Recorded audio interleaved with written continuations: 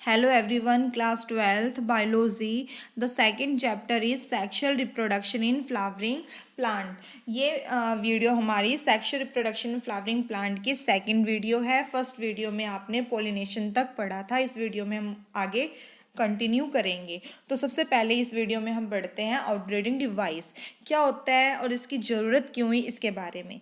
तो सुनिए, majority of flowering plant produce hermaphrodite flower and pollen grains are likely to come in contact with the stigma of the same flower. Means क्या है, जो flowering plant जो होते हैं वो hermaphrodite फ्लावर्स को प्रोड्यूस करते हैं. अब hermaphrodite फ्लावर्स क्या होते हैं, जब male and female reproductive organ दोनों ही एक ही फ्लावर में प्रेजेंट होते हैं तो हम उसे hermaphrodite फ्लावर्स कहते हैं.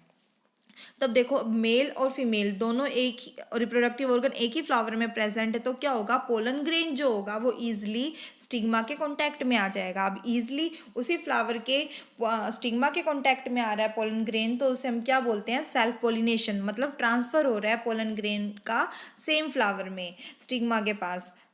स्टिग्मा किसका पार्ट है, पिस्टिल का, फीमेल रिप्रोडक्टिव ऑर्गन का. तो कंटिन्यू सेल्फ पोलिनेशन की वजह से क्या होता है, इनब्रीडिंग डिप्रेशन होता है. तो आउटब्रीडिंग डिवाइस की जरूरत क्यों हुई, इनब्रीडिंग डिप्रेशन को प्रिवेंट करने के लिए. मतलब इनब्रीडिंग डिप्रेशन क्रिएट ना हो उससे बचाने के लिए, प्रिवेंट करने के लिए हमें आउटब्रीडिंग डिवाइस की ज़रूरत हुई. अब इनब्रीडिंग डिप्रेशन क्या होता है, जब जो प्रोड्यूसिंग पावर है किसी फ्लावर की जब डिक्रीज होती जाए तो इनब्रीडिंग डिप्रेशन क्रिएट होता है. तो एक क्वेश्चन ये बन गया कि इनब्रीडिंग डिप्रेशन क्या होता है, या दूसरा क्वेश्चन ये बन सकता है कि इनब्रीडिंग डिप्रेशन किसका रिजल्ट है. तो किसका रिजल्ट है, कंटिन्यू सेल्फ पोलिनेशन का. अब देखो, आउटब्रीडिंग डिवाइस की जरूरत क्यों हुई, तो ये डिवाइस क्या डेवलप कर रहा है, discourage self pollination and to encourage cross pollination. मतलब सेल्फ पोलिनेशन को डिस्करेज कर रहा है और क्रॉस पोलिनेशन को एनकरेज कर रहा है. क्यों, टू प्रिवेंट इनब्रीडिंग डिप्रेशन.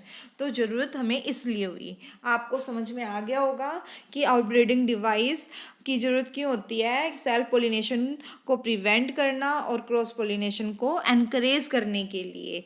मैं बार बार इसलिए बोल रही हूँ क्योंकि ताकि आपको याद हो जाए.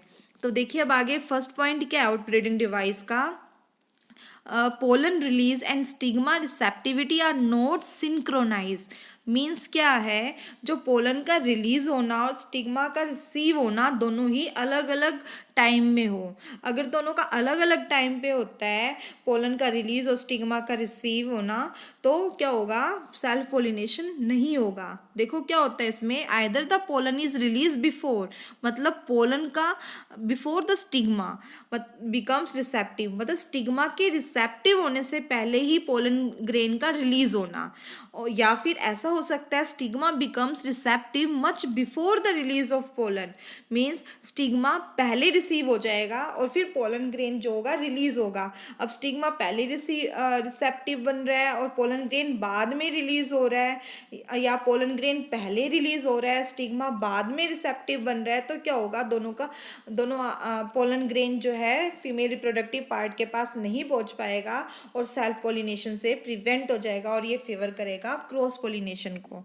अब सेकंड पॉइंट क्या है हमारा, कि जो एंथर और स्टिग्मा जो है प्लेस्ड एट डिफरेंट पोजीशन, मतलब दोनों अलग अलग पोजीशन पे प्रेजेंट हो तब भी क्रॉस पोलिनेशन होगा, सेल्फ पोलिनेशन नहीं हो पाएगा. तो देखो क्या होगा, पोलन दोनों की पोजीशन अलग अलग है तो पोलन ग्रेन जो है वो can not come in contact with the stigma of the same flower. तो वो सेम फ्लावर के स्टिग्मा के कॉन्टैक्ट में नहीं आ पाएगा. तो ये दोनों डिवाइस क्या कर रहे हैं, ऑटोगैमी से प्रिवेंट कर रहे हैं. और ऑटोगैमी क्या होता है, सेल्फ पोलिनेशन. ठीक है. थर्ड डिवाइस है हमारा जिसे हम जेनेटिक मैकेनिज्म भी बोल सकते हैं, जो कि सेल्फ इनकम्पैबिलिटी से प्रिवेंट करता है. तो वो क्या है, इनहिबिटिंग पोलन जर्मिनेशन और pollen tube growth in the pistil. मतलब क्या होता है, वो पिस्टिल पे जैसे ही पोलन ग्रेन आता है तो क्या होता है, पिस्टिल के अंदर रिकॉग्निशन पावर होती है, वो रिकॉग्नाइज कर लेती है। अगर सेम टाइप का पोलन ग्रेन होता है तब उसको अलाउ करती है पोलन ट्यूब बनाने के लिए। और अगर वो भाई सेम स्पीसीज का नहीं होता है, उसके भाई रोंग पोलन ग्रेन होता है, तो वो उसको रिजेक्ट कर देती है। तो ये सब केमिकल कंपोजिशन की वजह से होता है, इसलिए हमने इसको जेनेटिक मैकेनिज्म कहा है। तो इससे क्या होगा, सेल्फ पोलिनेशन नहीं हो पाएगा। ठीक है, पोलन ग्रेन जो है ओव्यूल के साथ फर्टिलाइज नहीं हो पाएगा। इसके बाद हमारा नेक्स्ट डिवाइस है यूनिसेक्सुअल फ्लावर। तो यूनिसेक्सुअल फ्लावर भी क्या करता है, सेल्फ पोलिनेशन से प्रिवेंट करेगा। यूनिसेक्सुअल फ्लावर क्या होता है, मतलब या तो वो फ्लावर या तो मेल होगा या तो वो फीमेल होगा। जब दोनों ही अलग अलग होंगे तो क्या होगा, मतलब अलग अलग, मतलब मेल फ्लावर अलग होगा, फीमेल फ्लावर अलग प्रेजेंट होगा, तो उसकी वजह से उसकी वजह से क्या होगा, सेल्फ पोलिनेशन नहीं हो पाएगा। देखो एक एग्जांपल है कि कैस्टर और मेज में क्या होता है, male and female flower present on the same plant. मतलब वो सेम प्लांट पे दोनों फ्लावर प्रेजेंट होते हैं। ऑटोगैमी से तो प्रिवेंट हो जाते हैं, बट जिटैनोगैमी से नहीं होते। जिटैनोगैमी क्या होता है, मतलब दो अलग अलग फ्लावर के अंदर पोलिनेशन होना, बट प्लांट सेम होता है, इसलिए हम उसे जिटैनोगैमी बोल देते हैं। ठीक है, तो यूनिसेक्सुअल फ्लावर भी क्या करता है, पोलिनेशन, सेल्फ पोलिनेशन से प्रिवेंट करता है। अब नेक्स्ट है डायोसी। मतलब जो फीमेल और जो या तो मतलब जो मेल और फीमेल रिप्रोडक्टिव ऑर्गन जो होते हैं, मेल फ्लावर या फीमेल फ्लावर, दोनों ही अलग अलग प्लांट में प्रेजेंट होंगे। तो अलग अलग प्लांट में प्रेजेंट है तो सेल्फ पोलिनेशन नहीं हो पाएगा। तो ये भी एक डिवाइस है, आउटब्रीडिंग डिवाइस है, जो कि सेल्फ पोलिनेशन से बचाता है। तो मेल और फीमेल जो है अलग अलग प्लांट पे प्रेजेंट है, तो उसका एग्जाम्पल है पपाया। तो ये सारी कंडीशन जो जो हमें अभी हमने किए हैं 4-5 पॉइंट, वो सभी के सभी क्या करते हैं, ऑटोगैमी से प्रिवेंट करते हैं, मतलब सेल्फ पोलिनेशन नहीं होने देते हैं, जिसकी वजह से क्या होता है, इनब्रीडिंग डिप्रेशन क्रिएट नहीं हो पाता है। ठीक है, अब हमारा नेक्स्ट टॉपिक है pollen pistil interaction. Pollen pistil interaction क्या होता है, पिस्टिल के अंदर एबिलिटी है रिकॉग्नाइज करने की राइट टाइप ऑफ पोलन को, और वो जब वो राइट टाइप ऑफ पोलन को रिकॉग्नाइज कर लेते हैं तो वो पोस्ट पोलिनेशन को आगे प्रमोट करते हैं, मतलब फर्टिलाइजेशन प्रोसेस होती है। तो देखो फर्स्ट वीडियो में हमने किया था, हम sexual reproduction in flowering plant कर रहे हैं। तो सेक्सुअल रिप्रोडक्शन की 3 स्टेज बताई थी हमने, एक तो प्री फर्टिलाइजेशन, फिर फर्टिलाइजेशन, और उसके बाद लास्ट वाली स्टेज मीन्स इवेंट था पोस्ट फर्टिलाइजेशन। तो अभी तक जो हम कर रहे हैं वो प्री फर्टिलाइजेशन इवेंट कर रहे हैं। अब जब पोलन पिस्टिल इंट्रैक्शन होगा तो हमारा फर्टिलाइजेशन प्रोसेस आगे कंटिन्यू होगा प्लांट के अंदर। तो देखो पोलन पिस्टिल इंट्रैक्शन क्या है,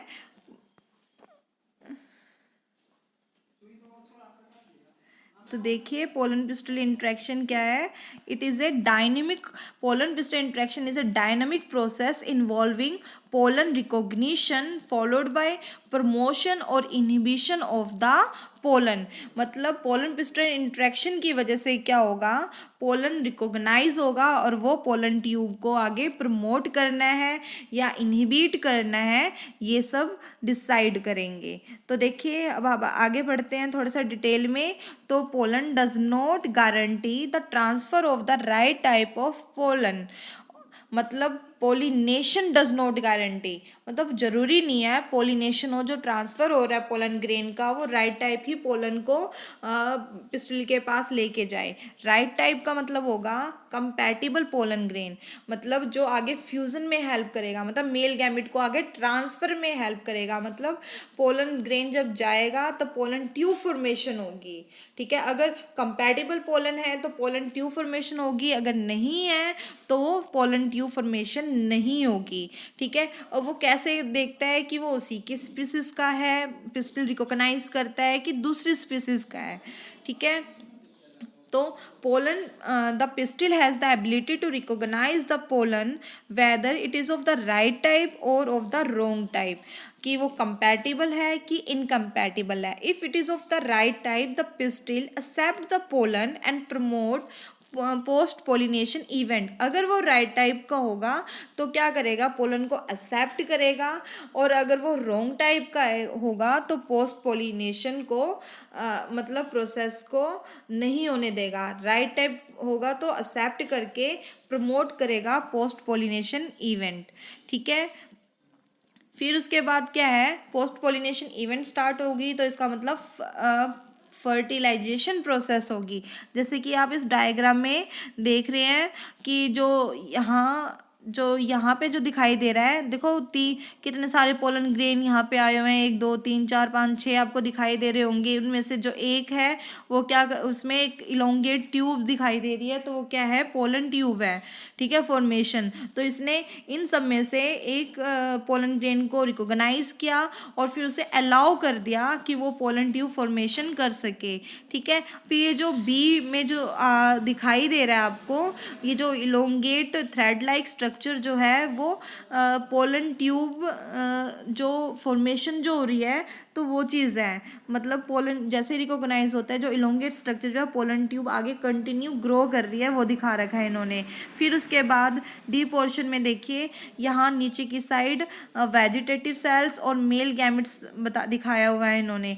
तो मतलब क्या है, जब पोलन ग्रेन जब रिलीज होता है, देखो पीछे हम कर चुके हैं कि वो 2 सेल भी हो सकता है और 3 सेल भी हो सकता है. ठीक है, अगर वो 2 सेल है तो क्या होगा, एक वेजिटेटिव सेल होगा और एक जनरेटिव सेल होगा, और जनरेटिव सेल क्या है, मेल गैमेट को प्रोड्यूस करेगा.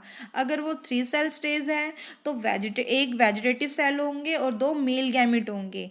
ठीक है, तो ये पोलन ट्यूब अगर 2 सेल है तो पोलन ट्यूब फॉर्मेशन के दौरान ही मेल गैमेट प्रोड्यूस होंगे. और फिर आगे देखो फिलीफॉर्म अपरेटस है, तो फिलीफॉर्म अपरेटस उसको गाइड करता है और फिर एग सेल के पास मेल गैमेट को ट्रांसफ़र कर देगा, और एक मेल गैमेट को वो पोलर न्यूक्लियाई के पास ट्रांसफ़र कर देंगे, जैसे कि आप यहाँ पे ई वाले डायग्राम में देख रहे हैं. ठीक है, तो देखिए हम आगे बढ़ते हैं.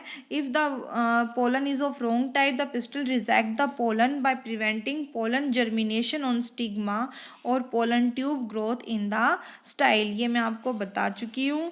ठीक है, और ये सारी की सारी जो प्रोसेस हो रही है, रिकॉग्नाइज करना और उसको रिजेक्ट मतलब एक्सेप्ट करना पोलन ग्रेन को, और फिर पोलन ट्यूब फॉर्मेशन को अलाउ करना और पिस्टल को रिजेक्ट करना, ये सभी की सभी प्रोसेस जो हो रही है कि वो हो रही है, वो किस वजह से हो रही है, chemical component of pollen interacting with those of the pistil. मतलब जो पोलन का जो केमिकल कंपोनेंट है जो पिस्टिल के साथ कांटेक्ट में आता है, तो पिस्टिल उन केमिकल कांटेक्ट को रिकॉग्नाइज कर एक्सेप्ट और रिजेक्ट करती हैं. ठीक है, अब ये आपको मैं अभी बताया है हमने कि compatible pollination the pollen grain germinate on the stigma to produce a pollen tube. अगर वो कंपेटेबल पोलन ग्रेन है तो वो पोलन ट्यूब को प्रोड्यूस करेंगी, और फिर क्या है, throw one of the germ pore. ठीक है, जर्म पोर के थ्रू वो एंटर करेगी. अब जर्म पोर क्या होता है, जहाँ पर इंटेग्यूमेंट अब्सेंट था माइक्रोपाइलर एंड की तरफ. ठीक है, तो वहाँ जहाँ अब्सेंट है टिप रीजन पे, उसी को हमने जर्म पोर बोला था. और फिर सारा का सारा कंटेंट क्या है, पोलन ग्रेन का मूव करेगा पिस्टिल के पास. ठीक है, अब 2 सेल कंडीशन आपको भी बताया था कि pollen grains are shed at 2 cell condition. First vegetative, second generative cells divide होके 2 मेल गैमेट्स बनाएंगे, और पोलन ट्यूब ग्रोथ, जब पोलन ट्यूब की ग्रोथ होती है उस दौरान. ठीक है, और ऐसा भी हो सकता है 3 सेल कंडीशन में रिलीज हो, तो उस दौरान क्या होगा, 2 मेल गैमेट्स जो है वो क्या कहते हैं पहले से ही बन चुके हैं. ठीक है, फिर वो आगे पोलन ट्यूब जैसे ही ओवरी के पास पहुंच जाएगी, तब तो ओव्यूल के अंदर क्या है, थ्रो माइक्रोपाइलर एंड जो सिनर्जिड के पास जो फिलीफॉर्म एपरेटस होते हैं वो उनको गाइड करेंगे. तो एक जो है पोलन ग्रेन जो होता है वो मेल गैमेट जो पोलन ग्रेन के मीन्स जो पोलन ग्रेन जो है वो मेल गैमेट में कन्वर्ट हो चुके हैं, तो एक मेल गैमेट एग सेल के साथ फ्यूज़ होगा और दूसरा मेल गैमेट क्या है, पोलर न्यूक्लियाई के साथ फ्यूज़ होगा। तो इन सब इवेंट्स को ही हम क्या बोलते हैं, पोलन पिस्टल इंट्रैक्शन।